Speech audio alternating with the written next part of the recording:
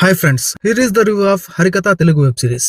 ఒక revenge డ్రామాకి devotional touch ఇచ్చి suspense thriller elements జోడించి మన ముందుకు తీసుకొచ్చాడు డైరెక్టర్ మ్యాగీ. ఈ హరికథ తెలుగు వెబ్ సిరీస్ నిజంగా అందరినీ మెప్పించిందా తెలుసుకునే ముందు మన సినిమాటా ఛానల్ ని సబ్స్క్రైబ్ చేయండి, షేర్ చేయండి, సపోర్ట్ చేయండి. ప్రతిరోజు మీ ముందుకు movie information, OTT updates, movie reviews, మంచి కంటెంట్ ఉన్న వీడియోస్ మీ ముందుకు తెస్తూనే ఉంటా. అది మీ వరకు రావాలంటే సబ్స్క్రైబ్ చేయాలి కదా, సబ్స్క్రైబ్ చేసేయండి, సపోర్ట్ చేయండి. మరి సబ్స్క్రైబ్ చేసేసారు కదా, let's go to the video. Harikatha Telugu web series directed by Maggi. Rajendra Prasad, Divi, Srikanth, Bigg boss fame Arjun, Sriya Kottam, Sumanja, వందన శ్రీకాంత్, గగన్ విహారీ, పూజితా పొన్నాడ వీరందరూ మెయిన్ రోల్ లో యాక్ట్ చేశారు. ఇక ఈ హరికథ తెలుగు వెబ్ సిరీస్ ఎలా ఉందంటే బాగుంది. ఒక సింపుల్ స్టోరీ, ఆ స్టోరీకి డివోషనల్ టచ్ ఇచ్చేసి హరికథ ద్వారా నాటకాలను తెరపైకి తెస్తూ విష్ణు అవతారాలను ఒక్కోటి వాటి ప్రాముఖ్యతను వివరిస్తూ దానికి ఈ రివెంజ్ డ్రామాని లింక్ చేసిన విధానం చాలా బాగుంది. ఇక ఈ వెబ్ సిరీస్ స్టోరీ చూసుకుంటే గనక ఓపెనింగ్ దాసు ఒక మైనర్ బాలుడు ఒక హత్య కేసులో తను జైలుకు వెళ్లాల్సి వస్తుంది. అక్కడి నుండి స్టోరీ ఇంకొక సీన్ కి మారుతుంది. ఎస్ఐ విరాట్ శ్రీకాంత్ ఒక పోలీస్ ఎస్ఐగా పనిచేస్తుంది. ఆ రోజు అతని భార్య పుట్టినరోజు సందర్భంగా తన భార్య పోలీస్ స్టేషన్ లో ఉన్న స్టాఫ్ మొత్తానికి భోజనం తీసుకొస్తుంది. అప్పుడే ఆ పోలీస్ స్టేషన్ పై మావోయిస్టులు తనకు సంబంధించిన ఒక ప్రూఫ్ ఉందని చెప్పిందే కాల్పులు జరుపుతారు. ఆ కాల్పులో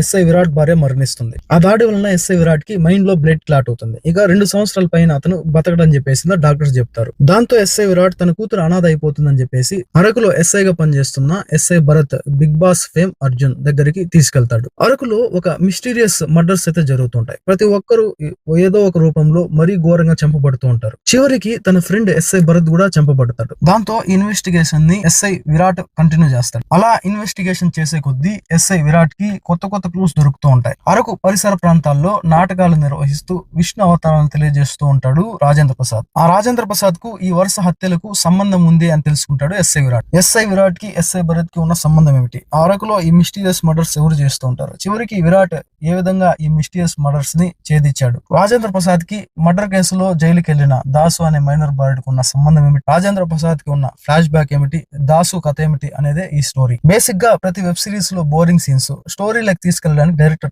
చాలా టైం తీసుకుంటాడు. కానీ డైరెక్టర్ మ్యాగీ మాత్రం ఈ హరికథ వెబ్ సిరీస్ లో స్టోరీని చాలా ఫాస్ట్ గా అయితే ముందుకు తీసుకెళ్తాడు. ప్రతి వెబ్ సిరీస్ లో ఒక ల్యాగ్ అనేది క్రియేట్ చేస్తాడు, ఎందుకంటే రన్ టైం కోసం. కానీ ఈ వెబ్ సిరీస్ లో ఎటువంటి ల్యాగ్ ఉండదు. చకచకా ప్రతి సీన్ జరిగిపోతూ ఉంటుంది. అనవసరపు క్యారెక్టర్స్ ని తెచ్చి బోర్ కొట్టే సీన్స్ పెట్టి మైండ్ డైవర్ట్ అయితే చేయడు. స్టోరీ మాత్రం చాలా సింపుల్, ఒక రివెంజ్ డ్రామా. కానీ దాని చుట్టూ అల్లుకున్న స్టోరీ అయితే చాలా పవర్ఫుల్ గా, చాలా బాగా అంటే బాగా రాసుకున్నాడనే చెప్పాలి. ఆ రివెంజ్ డ్రామాకి ఈ విష్ణు అవతారాలను జత చేసి నాటకాల ద్వారా చెప్పే ప్రయత్నం అయితే సూపర్ అని చెప్పాలి. స్టోరీ వెళ్లే కొద్దీ ప్రతి చూసే ఆడియన్స్ కూడా స్టోరీలో లీనమైపోతాడు. ఆ క్యూరియాసిటీ, ఎవరు చెబుతున్నారనే ఆసక్తి పెరిగిపోతుంది. అదే విధంగా న్యాయం ధర్మం దారి తప్పినప్పుడు దేవుడే దిగి వచ్చి ఆ న్యాయ ధర్మ పరీక్షణకై పోరాడతాడని చెప్పి తెలియజేసే ప్రయత్నం ఏదైతే ఉందో అది చాలా బాగా చెప్పారు. దాంతో పాటుగా ఈ అంటరానితనం, జాతి వివక్ష అనేది చాలా బాగా చూపించారు. బేసిక్ గా ఈ స్టోరీ 1980 to 1990 మధ్యలో జరుగుతుంది. అప్పట్లో జాతి వివక్ష, ఈ కుల వివక్ష, మత వివక్ష, అంటరానితనం ఏ పీక్స్ లో ఎటువంటి స్టేజ్ లో ఉంది చాలా బాగా చూపించారు. చివరికి పిల్లలు చదివే బడిలో కూడా ఈ జాతి వివక్షను తీసుకొచ్చి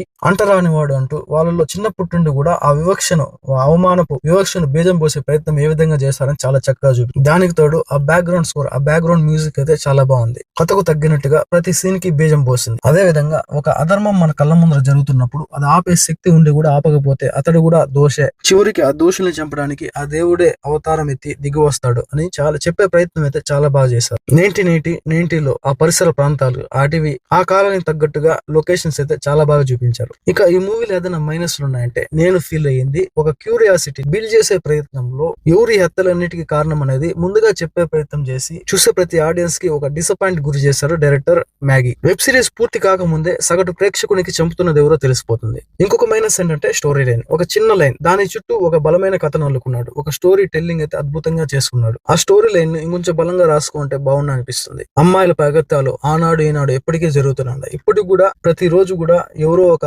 అమ్మాయి అగత్యానికి గురవుతూనే ఉంది. మహాభారతంలో పాంచాలిపై చేసిన ప్రతి ఒక్కరే కాదు, ఆ రోజు చూసి గమ్మునున్న వాళ్ళపైన కూడా ఆ దేవుడు శిక్షించాడు. ఇప్పుడు కూడా అమ్మాయిలపై అగత్యాలు, స్త్రీ జాతిపై చేస్తున్న అగత్యాలు చేసే వారిపైనే కాదు, అది అడ్డుకునే శక్తి ఉండి కూడా అడ్డుకోని వారిపై కూడా ఈ విధంగానే దేవుడు శిక్షించబడతాడు అనే పాయింట్ అనేది చాలా అద్భుతంగా చూపించారు. ఇక క్యారెక్టర్స్ పరంగా రాజేంద్ర ప్రసాద్ కావచ్చు, Srikanth, Bigg boss fame Arjun, Divi ప్రతి ఒక్కరు కూడా ఇంప్రెస్ చేశారు. మెయిన్ గా రాజేంద్ర ప్రసాద్ గారి నటన గురించి ప్రత్యేకంగా చెప్పాల్సిన పని. ఓవరాల్ గా హరికథ తెలుగు వెబ్ సిరీస్ ప్రతి ఒక్కరిని మెప్పించే వెబ్ సిరీస్. మీరు గనక ఇప్పటి వరకు ఈ హరికథ తెలుగు వెబ్ సిరీస్ ని చూడకుండా ఉన్నట్లయితే హాట్‌స్టార్ లో తెలుగు లాంగ్వేజ్ లో స్ట్రీమింగ్ అవుతుంది, వెళ్ళి చూసేయండి. నెక్స్ట్ వీడియోతో మళ్ళీ కలుద్దాం. అప్పటి వరకు stay tune. Thanks for watching. Please subscribe and support. జై హింద్.